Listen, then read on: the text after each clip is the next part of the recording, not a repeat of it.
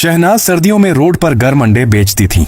एक दिन इसे सड़क किनारे एक बेसहारा लड़की मिली तो वह इसे घर ले गई, जिसे देखकर बहू आग बगोला हो गई और बोली, पहले तुम्हारा बोझ कम था जो इस गंध की गठरी को भी ले आई। तो शहनाज बोली, बकवास बंद कर, तुम लोग कौन सा मुझे कमाकर खिला रहे हो। यह सुनकर बहू ने डंडा उठाया और शहनाज का सर फोड़ दिया और वह बेहोश हो गई। जब शौहर आया तो बहू ने लड़की को चारपाई से बांध दिया और बोली, इसने अम्मा को मारा है। जैसे ही वह लड़की की तरफ बढ़ा, लेकिन इस वक्त सर्दी में शहनाज स्टेशन पर खड़ी अपने उबले हुए अंडों की टोकरी पकड़े हर रुकने वाली ट्रेन की एक एक खिड़की के पास जाकर अंडे खरीदने के लिए गांवों को कह रही थी। कई लोगों ने अंडे खरीदे, यहाँ तक कि स्टेशन पर अपनी मतलूबा ट्रेन का इंतजार करने वाले मुसाफिर भी इससे अंडे खरीद रहे थे। इस सख्त सर्दी में भी इसने बस एक ही फटी पुरानी चादर पहन रखी थी। 55 और 60 के लगभग उम्र थी, लेकिन कसम परसी की यह हालत थी कि इसे इस वक्त सर्दी में भी कस्बे माश के लिए बाहर निकलना पड़ता था। दिन की निकली कभी कभी इसे रात हो जाती थी। कभी बसों के अड्डे पर, कभी स्टेशन पर वह उबले हुए अंडे बेचती थी। जब घर पहुंचती तो बहू खाना खाकर अपने बच्चों को कमरों में लेकर कंबल और रजाई में घुसी होती थी। बेटा भी सो चुका होता था। घर के दरवाजे की एक चाबी शहनाज के पास थी। चाबी से दरवाजा खोलकर वह अंदर आई तो एक गहरी सांस खच ली। पूरा सहन सन्नाटे में डूबा हुआ था। हर तरफ खामोशी का राज था। शहनाज ने खाली अंडों की टोकरी एक तरफ रखी। आते हुए वह कच्चे अंडे साथ लेकर आई थी। इसे एक तरफ रखा। बावर्ची खाने में देखा तो दोपहर की सूखी रोटी पड़ी थी, सालन था ही नहीं। इसने टोकरी में देखा तो 2 अंडे बचे हुए थे। प्याज काटा, हरी मिर्चें काटी, टमाटर काट के मसाला बनाया और उबले हुए अंडों को टुकड़ों में काटकर थोड़ा सा सालन बना लिया। सूखी रोटी से खाकर गुजर बसर किया था। अल्लाह का शुक्र अदा किया और अपने कमरे में चली गई, जहां फटी पुरानी रजाई रखी हुई थी। जानती थी कि कमरे की सफाई तक किसी ने नहीं की होगी। जब बेटा ही गैरों की तरह बन जाए तो फिर इंसान बहू से क्या तबका रख सकता है। शहनाज ने अपना कमरा साफ करना शुरू किया। बूढ़ी हड्डियों में अब जान बची नहीं थी, लेकिन इतनी गंदगी में सोना भी मुमकिन नहीं था। थोड़ी बहुत कमरे की सफाई करने के बाद वो अपने बिस्तर पर लेट गई थी और खुदा का शुक्र अदा किया। अगले दिन सुबह सवेरे शहनाज की आंख खुल गई थी। खांसते हुए उठी, तबीयत भी ठीक नहीं थी। अंडे बड़े देचके में डाले और चूल्हे में आग जलाने के बाद देच का चूल्हे पर चढ़ाया और अपने लिए छोटे चूल्हे पर चाय बनाई। चाय के 2-3 घूंट पीने के बाद तब तक अंडे उबल चुके थे। इन्हें टोकरों में डालकर वह सुबह सवेरे ही घर से निकल गई थी। यह इसका रोज का मामूल था, जिससे शायद वह थकने लगी थी, मगर फिर भी जिंदगी की गाड़ी का पहिया चलाने के लिए यह काम करना बहुत ज्यादा जरूरी था। मुख्तलिफ स्टेशनों और बस के अड्डों पर अंडे बेचने के बाद वह कुछ देर सस्ताने के लिए बैठी तो इसकी नजर एक लड़की पर पड़ी। वह काफी बेहाल लग रही थी। हाल बहुत खराब था।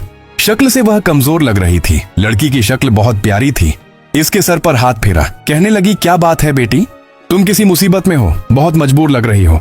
लड़की की आंखों में फौरन ही आंसू आ गए। कहने लगी, अम्मा जी, मैं बेसहारा हूँ। माँ बाप मुझे दुनिया की बेरहम लहरों के हवाले करके खुद हमेशा की नींद सो गए हैं। कोई भी दर ऐसा नहीं है जहां मुझे पनाह मिल जाए। चारों तरफ दुश्मनी है, समझ नहीं आती कहां जाऊं। दुनिया में कोई भी मेरा नहीं है। लड़की की बातें सुनकर शहनाज को बहुत तरस आया। वह सोचने लगी, यह लड़की किसी अपने के ना होते हुए भी बेसहारा है, जबकि मैं बेटे और बहू के होते हुए भी दर दर की ठोकरें खा रही हूँ। लड़की के दुख को इसने अपने अंदर के दुख की तरह महसूस किया। अपना वक्त याद आया तो दिल फटने लगा। इसने एकदम से इसे गले से लगा लिया। टोकरी में से गर्म अंडे निकालकर इसे दिए। बेटी, तुम गम ना करो, इस दुनिया में कोई किसी का नहीं है। अपनों को भी लोग अकेला छोड़ देते हैं। आ जाओ, तुम मेरी बेटी बन जाओ, मैं तुम्हारा सहारा बन जाती हूँ। तुम मेरा सहारा बन जाओ। लड़की ने सर उठाकर कहा, आप सच कह रही हैं अम्मा जी? क्या वाकई मेरा सहारा बन जाएंगी? शहनाज ने सर हिलाया तो लड़की एकदम से इसके गले लग गई। शहनाज ने अपने बाकी अंडे वहीं स्टेशन पर बेचे और लड़की का हाथ पकड़कर इसे अपने घर ले आई। रात का अंधेरा जा चुका था, मगर बहुत ज्यादा देर नहीं हुई थी। वह अपने बच्चों को खाना खिला रही थी। शहनाज ने इस लड़की को सीधा अपने कमरे में ले जाकर चारपाई पर बिठाया और लड़की गौर से इर्द गिर्द का जायजा लेने लगी। शहनाज बाहर चली आई। कहने लगी, बहू, खाना मिल जाएगा, आज बहुत ज्यादा थक गई हूँ। इतनी हिम्मत नहीं है कि खुद खाना बना सकूं। तभी इसने इसे घूरा और तड़ाक से कहने लगी, खाने की बात तो तुम छोड़ ही दो, सदा भूखी ही रहती हो। ये बताओ किसको उठा के अपने घर में ले आई हो? तो शहनाज कहने लगी, यह बेसहारा यतीम लड़की है, दुनिया में इसका कोई नहीं है। मुझे इसके साथ बहुत अपनायत महसूस हुई, इसलिए मैं इसे अपने साथ ले आई। अब यह यहीं रहेगी। सुबह अंडे बेचने जाया करूंगी तो इसे साथ ले जाऊंगी और वापसी पर भी साथ ले आया करूंगी। रात को थोड़ा वक्त तो हम यहाँ होते हैं, यह वक्त भी गुजर जाएगा।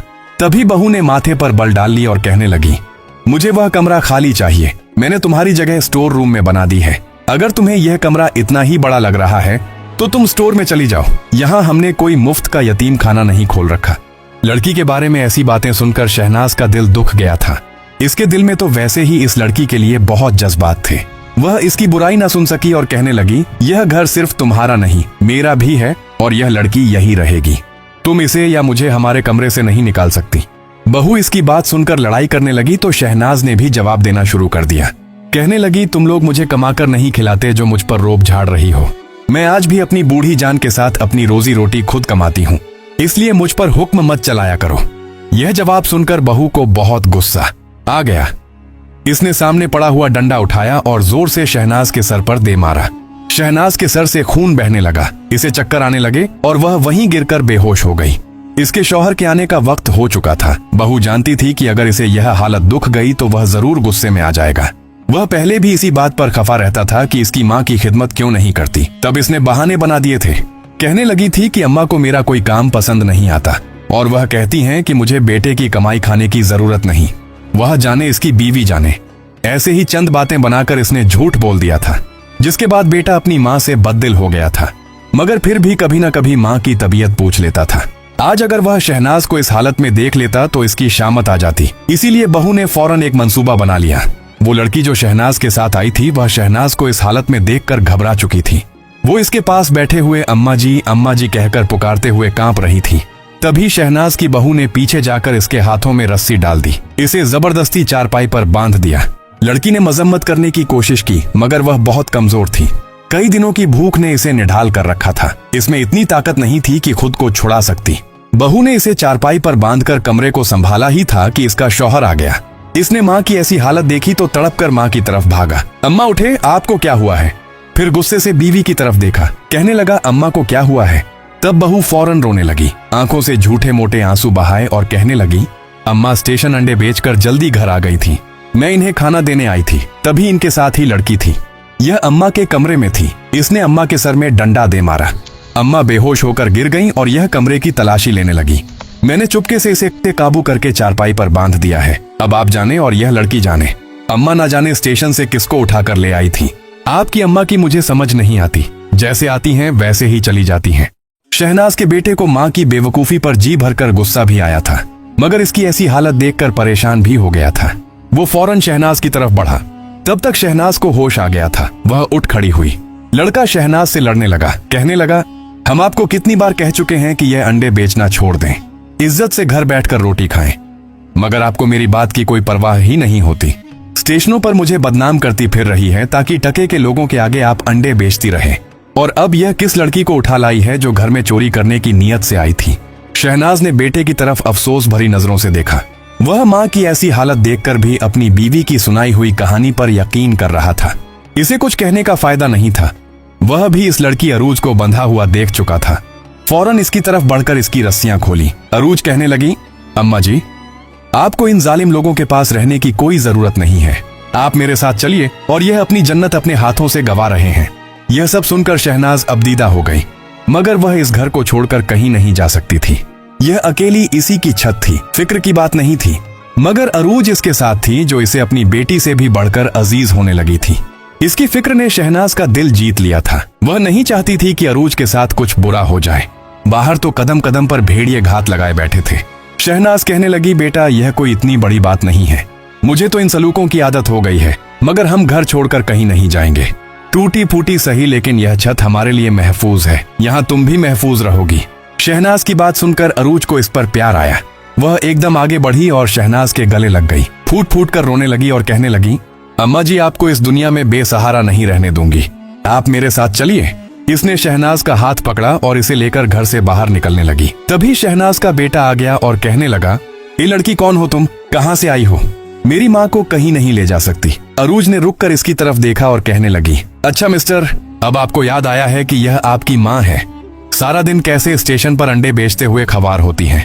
आपकी बीवी ने घर में इनके सर पर डंडा मारा और एक झूठी कहानी सुना दी, और अब बगैर किसी बात की तस्दीक किए इस झूठ पर यकीन करके अपनी माँ पर इल्जाम लगाने लगे हैं। इस दुनिया में इससे बड़ा बदबख्त मैंने नहीं देखा, जिसे जन्नत मिली हो मगर इसकी कदर ना की हो। यह कहकर अरूज ने शहनाज का हाथ पकड़ा और इसे लेकर घर से बाहर निकल गई। शहनाज के चेहरे पर हवाइयां उड़ रही थी। वह बहुत परेशान थी। इसे अपनी नहीं अरूज की फिक्र थी, जो बगैर किसी अंजाम की परवाह किए इसे अपने साथ लेकर जा रही थी। सड़क पर पहुंचकर अरूज ने एक राहगीर से मिन्नत करके मोबाइल लिया और एक नंबर मिलाया। थोड़ी देर बाद जो कुछ हुआ, शहनाज की आंखें फटी की फटी रह गईं। वह सड़क पर खड़ी ही थी कि एक बड़ी गाड़ी इनके सामने आकर रुकी। अरूज ने चंद बातें की और गाड़ी का दरवाजा खोलकर शहनाज के साथ बैठ गई। गाड़ी चल पड़ी। शहनाज हैरत से अरूज की तरफ देखकर कहने लगी, ये किसकी गाड़ी है और हम कहाँ जा रहे हैं? तुमने तो कहा था कि तुम बेसहारा हो, तुम्हारा इस दुनिया में कोई नहीं है, मगर एक कॉल पर गाड़ी कैसे आ गई? अरूज कहने लगी, अम्मा जी मैं आपको सब कुछ बता दूंगी, मगर आपको फिक्र करने की जरूरत नहीं है। हमारे पास घर नहीं होगा या हम सड़क पर आ जाएंगे, इसकी फिक्र छोड़ दें। थोड़ी देर बाद गाड़ी एक बड़े बंगले के सामने रुकी और अरूज शहनाज का हाथ गाड़ी से बाहर निकली और इस बंगले के अंदर दाखिल हो गई, जहां पर कुछ लोग फिर रहे थे। इसने फौरन शहनाज का हाथ पकड़कर सबके सामने बुलंद करते हुए कहा, यह मेरी नानी है और अब से यह इसी घर में रहेंगी। मेरे जो भी रिश्तेदार मेरी फिक्र में मेरे घर में रुके हुए हैं वह यहाँ से जा सकते हैं। रिश्तेदारों ने यह बात सुनी तो दंग रह गए। इन्हें अपने कानों पर यकीन नहीं आ रहा था कि अरूज जाने कहां से अपनी नानी को ले आई है, मगर सब खौफदा हो गए और एक ही लम्हे में घर खाली कर दिया। शहनाज हैरत से यह सारे मनाजिर देख रही थी, बार बार पलक झपकाती। इसे लग रहा था कि वह खुद एक ख्वाब देख रही है। इसे रहा न गया तो आखिरकार पूछ बैठी। कहने लगी, बेटी यह सब क्या है? क्यों मुझे हैरान करने पर तुली हुई हो? तुम कौन हो? अरूज ने शहनाज का हाथ पकड़ा और इसे सोफे पर बिठा दिया। मुलाजमा को ठंडा पानी और अच्छा सा खाना लाने को कहा और खुद शहनाज को अपनी कहानी सुनाने लगी। कहने लगी, चंद दिन पहले मेरे माँ बाप की एक हादसे में मौत हो गई थी। तब सारे रिश्तेदार हमारे घर आ गए और हर कोई मेरा सरपरस्त बनने का दावा करने लगा। एकदम ही सब हमदर्दी जताने लगे। मेरे मामा बाबा की पसंद की शादी थी, इसलिए पूरा खानदान इनसे मिलना जुलना नहीं रखता था। मगर जब बाबा की मौत के बाद इनकी दौलत का चर्चा सुना तो वह सब फौरन हमारे घर आकर रहने लगे। झूठ मूठ का प्यार दिखाने लगे। मैं इतनी ज्यादा समझदार तो नहीं हूँ, मगर इतना तजुर्बा जरूर हो चुका है कि झूठ और सच को पहचान सकूं। मैं समझ गई थी कि यह सब दिखावे की हमदर्दी है, इसलिए एक दिन मैंने घर छोड़ दिया। मैंने सोच लिया था कि जो भी मुझे ढूंढेगा इसे ही अपने साथ रहने दूंगी और बाकी सबको घर से निकाल दूंगी। मगर किसी ने मुझे ढूंढने की कोशिश नहीं की, जैसे मेरी कोई अहमियत ही ना हो। फिर मुझे आप मिल गई। मेरी सारी उम्मीदें टूट रही थी, मगर आपने मुझे अपने घर ले जाकर सहारा दिया। मैं आपका घर देखना चाहती थी, हालात समझना चाहती थी, लेकिन जब मैंने आपके बेटे और बहू का रवैया देखा तो मैंने फौरन फैसला कर लिया कि आपको अपने साथ अपने घर ले आऊंगी, जहां आप रानियों की तरह रहेंगी। आपने मुझ पर एहसान किया, मेरा साथ दिया, मेरी मदद की। मुझे भी आपको अपनी माँ समझकर आपका सहारा बनना चाहिए। यह कहते हुए उसने शहनाज के हाथ चूम लिए और इसकी बातें सुनकर शहनाज की आंखों में आंसू आ गए। वह फौरन इसे अपने सीने से लगाकर थपथपाने लगी। शहनाज ने कहा, बेटा मैं खुदा का लाख शुक्र अदा करती हूँ कि इसने मुझे तुम जैसी बेटी से नवाज दिया। मुझे इस दौलत शोहरत की कोई जरूरत नहीं है। मैं खुद कमाने और खाने पर यकीन रखती हूँ और तुमने मुझे अंडे बेचते देखा है, इसका सबूत भी मिल चुका है। मैं खुदा का जितना भी शुक्र अदा करूँ कम है। शहनाज भी खुशी खुशी अरूज के साथ इसके घर में रहने लगी थी। अच्छा पहनने और खाने को मिलने लगा था और अरूज इसका बहुत ख्याल रखती थी। दोनों ही एक दूसरे के साथ शुक्र की जिंदगी गुजार रही थी। अरूज को माँ मिल गई थी, जबकि शहनाज को बेटी। कभी कभी शहनाज यूं ही खामोश बैठकर सोचती तो इसे फौरन अपने बेटे का ख्याल आ जाता, मगर वह सच को झटक कर हर ख्याल जहन से निकाल देती थी। एक दिन वह शॉपिंग करके वापस आ रही थी, तब अचानक इसका बेटा इसके सामने आ गया। माँ को देखते ही इसके सामने हाथ जोड़ दिए। पहले तो शहनाज को अच्छी हालत में देखकर पहचान नहीं पाया था, मगर फिर रोने लगा और कहने लगा कि मुझे मेरी बीवी ने सारी सच्चाई बता दी है। हमारा बेटा मर गया है। आपके साथ बुरा करने की हमें यही सजा मिली है। शायद हमारा यह अंजाम होना था। बेटे की हालत देखकर शहनाज तड़प गई और इसे सड़क से हटाकर गले से लगा लिया। बेटा जिद करने लगा कि अम्मा मेरे साथ चलें, मगर शहनाज ने इनकार कर दिया। इसने अरूज का पता लिखवाकर इसके हाथ में थमा दिया और कहने लगी कि जब मेरी याद आए तो मुझसे मिलने चले आना।